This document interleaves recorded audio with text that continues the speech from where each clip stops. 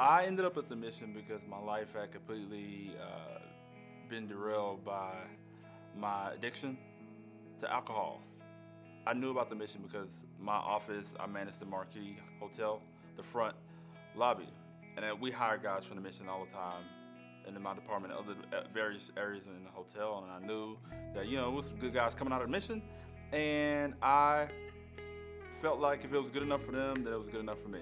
I get into the program. They helped me write a resignation letter, and I was able to resign. They connect me with my HR department at the Marriott. They helped me resign. I see a gentleman named Ricardo. Ricardo worked for me in my lobby. He was one of my bellmen. And I was like, oh my goodness. Like, no, this can't. And he looked at me, he's like, what are you doing here? And he looked down and saw my bag. And I told him, I need some help. And I started to break down, I cried. And he said, this is the place where you can get some help, they're gonna take care of you. My dad didn't really understand why I left a good job and left my career and left everything behind to come into inpatient rehab.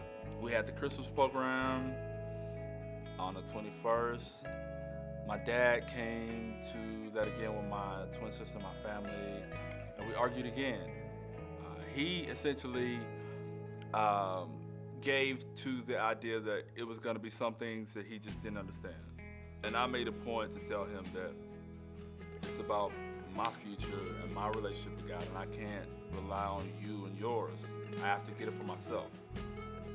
And he said, okay, it's just something that I'm not going to understand. I don't understand why you're here. You need to come home. You need to go home.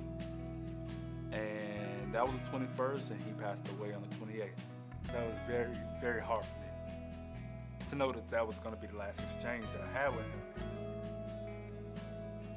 Yes, the dynamic wasn't perfect, and I think that it was very tough growing up with him.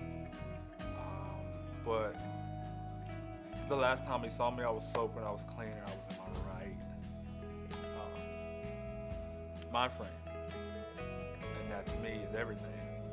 That was everything. And that to me, he may not have understood at the time, but I like to think that he gets it now.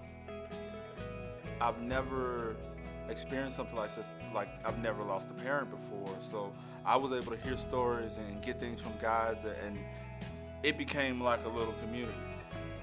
And I've never experienced that before. Like that level of support. And it was one of the most healing situations I've ever been in. And that to me is another testament to life. Like you can't fold when things get hard or things become uncertain. You have to continue to push forward. And I always knew I had it in me, but it was good to have a situation where I could rise to the occasion. I graduated the program in May. They assigned me to the education department, and I volunteered. I would test the guys. I would help them navigate computers and work with them on essay ideas and help them formulate their ideas. In July, there was an opportunity to become the education and career guidance manager. It gives me a purpose, and it's easier for me to be passionate about this purpose than corporate interests.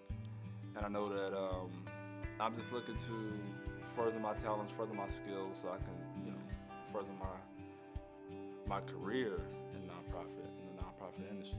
My mission is to serve and fulfill my purpose of helping these guys reach the next level of their life and their education goals. So it just seemed like a natural progression, and I'm just so happy and grateful to work for an organization that gave so much to me in my personal life. And if I were to encounter myself, someone like myself in the future, I would look at that gentleman and I would tell him to be honest and get the help that you need now. Honesty is key. And I live under that. I continue to live under that forever.